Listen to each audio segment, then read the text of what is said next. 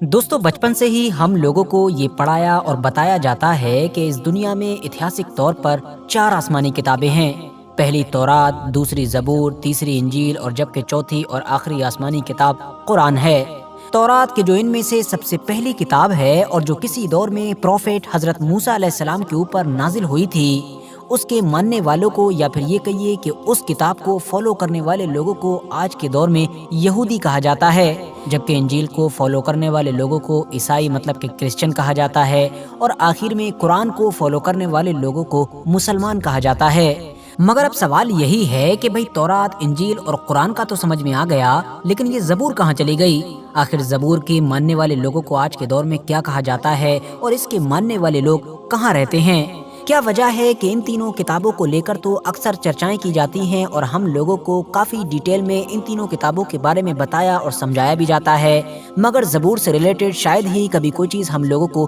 बताई जाती है। तो अब सवाल ये है कि क्या आज के दौर में ज़बूर नाम की ये किताब किसी भी हालत में हमारी इस दुनिया में मौजूद है भी या फिर नहीं, और अगर मौजूद है तो किस हाल में है और इसके अंदर क्या लिखा हुआ है? तो दोस्तों, अपने इन सारे सवालों के जवाब जानने से पहले हम लोगों के लिए ये समझ लेना जरूरी है कि आखिर ज़बूर नाम की ये किताब कब नाजिल हुई थी, किस पर नाजिल हुई थी और क्यों नाजिल हुई थी। तो दोस्तों, ये बात है उस दौर की कि जब कौम बनी इसराइल मिस्र के फिरौन की गुलाम हुआ करती थी। लगभग 400 साल की गुलामी से आज़ादी दिलाने के लिए खुदा की तरफ से इस कौम में एक नबी और एक रसूल भेजे गए कि जिनका नाम हज़रत मूसा अलैहिस्सलाम था, और इन्हीं के ऊपर पहली मुकम्मल आसमानी किताब को नाजिल किया गया कि जिसको हम और आप लोग तौरात के नाम से जानते हैं। पैगंबर हजरत मूसा अलैहिस्सलाम ने इन लोगों को न सिर्फ फिरौन से आज़ाद कराया, बल्कि इन लोगों को सहराए सीना के एक बड़े इलाके से गुजारते हुए फिलिस्तीन की तरफ भी लेकर गए। इस पूरे वाक़े का जिक्र कुरान के अंदर भी मौजूद है, और याद रहे कि ये वही सहराए सीना का इलाका है कि जो दरियाए नील और फिलिस्तीन के बीच में पड़ता है और आज के दौर में मिस्र मतलब के इजिप्ट के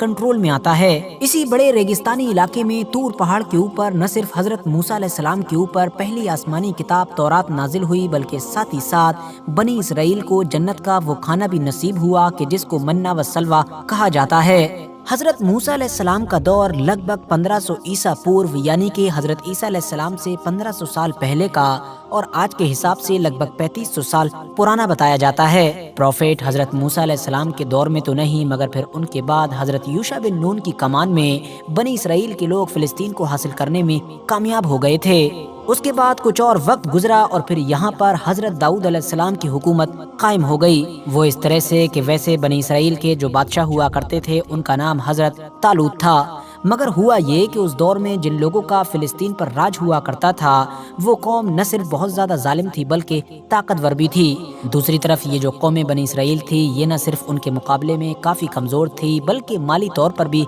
काफी गरीब थी। फाइनली एक बड़ी जंग में इन दोनों का आमना सामना हुआ और अपनी ताकत के नशे में चूर फिलिस्तीनी जालिम कौम की तरफ से ये ऐलान किया गया कि हमारे सिर्फ एक ही सिपाही के जिसका नाम जालूत है, उसको जो भी हरा देगा तो पूरी की पूरी ये जमीन ही तुम लोगों के हवाले कर दी जाएगी। न सिर्फ जमीन बल्कि वो ताबूत सकीना भी तुम लोगों को दे दिया जाएगा कि जो तुम्हारे लिए बहुत ज्यादा मुकद्दस मतलब पवित्र है और जिसके अंदर हजरत मूसा अलैहिस्सलाम या फिर हजरत हारून अलैहिस्सलाम जैसी बड़ी हस्तियों के तबर्रुकात मौजूद हैं। हजरत तालूत जो बनी इसराइल के सरदार थे, उन्होंने अपनी कौम के सामने ये ऐलान किया कि तुम में से जो भी इंसान इस जालूत को हराएगा मैं न सिर्फ उसके साथ अपनी बेटी की शादी कर दूंगा मतलब निकाह करा दूंगा, बल्कि वही बनी इसराइल का अगला बादशाह भी होगा। हजरत दाऊद अलैहिस्सलाम के जो उस दौर में काफी कम उम्र हुआ करते थे और बकरियां चराया करते थे, वो फौरन आगे आ गए और न सिर्फ आगे आए बल्कि उन्होंने एक वार के जरिए से ही इस जालूत नाम के बड़े से खतरनाक इंसान को हरा डाला। एक ही वार में ये जमीन पर जा गिरा।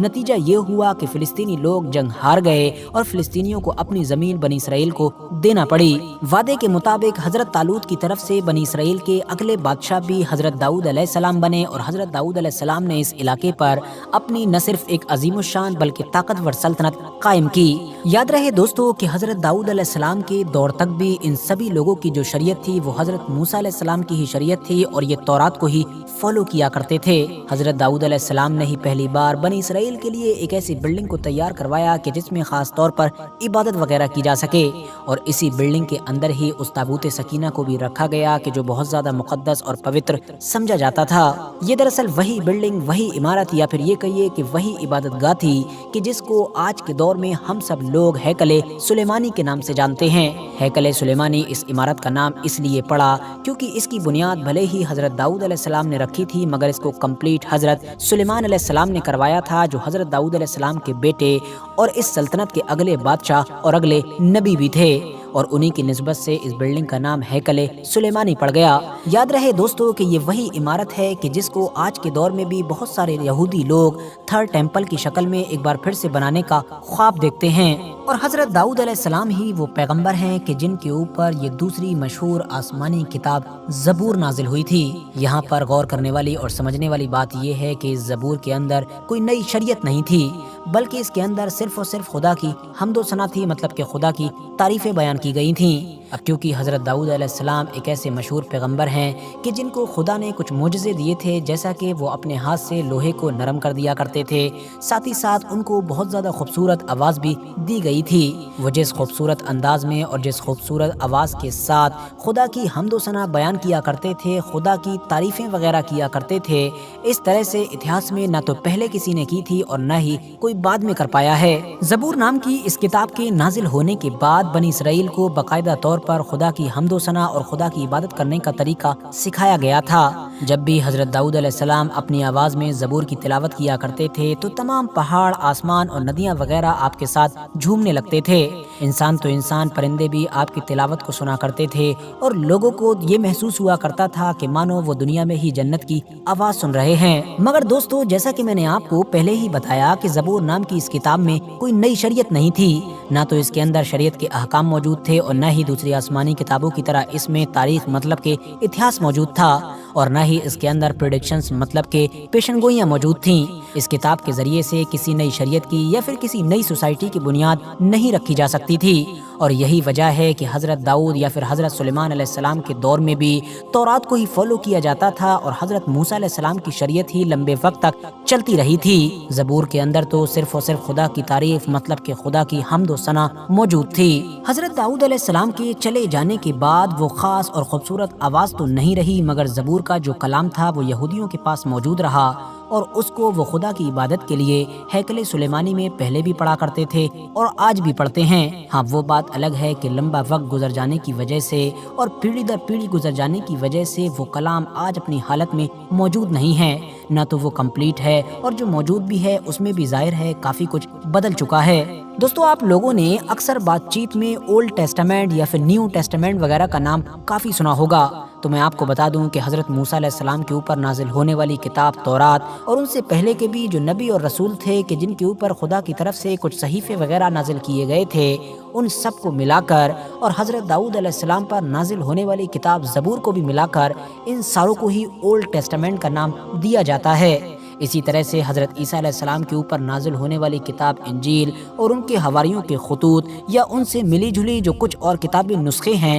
ان سب کو ملا کر نیو ٹیسٹامنٹ کا نام دیا جاتا ہے۔ دوستو، اب آپ لوگوں کو سمجھ آ چکا ہوگا کہ آخر آج کے دور میں ہم لوگوں کو زبور کو فالو کرنے والے لوگ کیوں نہیں دکھائی دیتے ہیں، کیونکہ زبور کوئی شریعت کی کتاب نہیں ہے۔ اس کے اندر تو خدا کی حمد و ثنا بیان کی گئی ہے، اور خدا کی عبادت اور خدا کی تعریف تو ظاہر ہے دنیا کا لگ بھگ ہر مذہب اور ہر فرقہ کرتا ہے۔ فی الحال بات کریں اگر اتہاس کی، تو حضرت داؤد علیہ السلام اور حضرت سلیمان علیہ السلام کے چلے جانے کے بعد اب بنی اسرائیل مطلب کہ یہودیوں میں دھیرے دھیرے بگاڑ آنے لگا۔ یہ لوگ جادو ٹونا، سود خوری اور ظلم وغیرہ میں پڑ گئے تھے۔ اس کے علاوہ یہ لوگ پیسوں کے بدلے میں یا پھر اپنے ذرا سے فائدے کے لیے تورات وغیرہ میں بدلاؤ بھی کرنے لگے تھے۔ نتیجہ یہ ہوا کہ ان لوگوں کی اصلاح کے لیے انہی میں سے ایک آخری پیغمبر حضرت عیسیٰ علیہ السلام کو بھیجا گیا۔ ان کے اوپر بھی ایک کتاب نازل ہوئی کہ جس کو انجیل کے نام سے جانا جاتا ہے۔ یاد رہے کہ اس کتاب کے ذریعے سے یہ ایک نئی شریعت تھی، مگر یہاں پر بھی غور کرنے والی بات یہ ہے کہ اس نئی شریعت میں بھی حضرت موسیٰ علیہ السلام کی شریعت سے کافی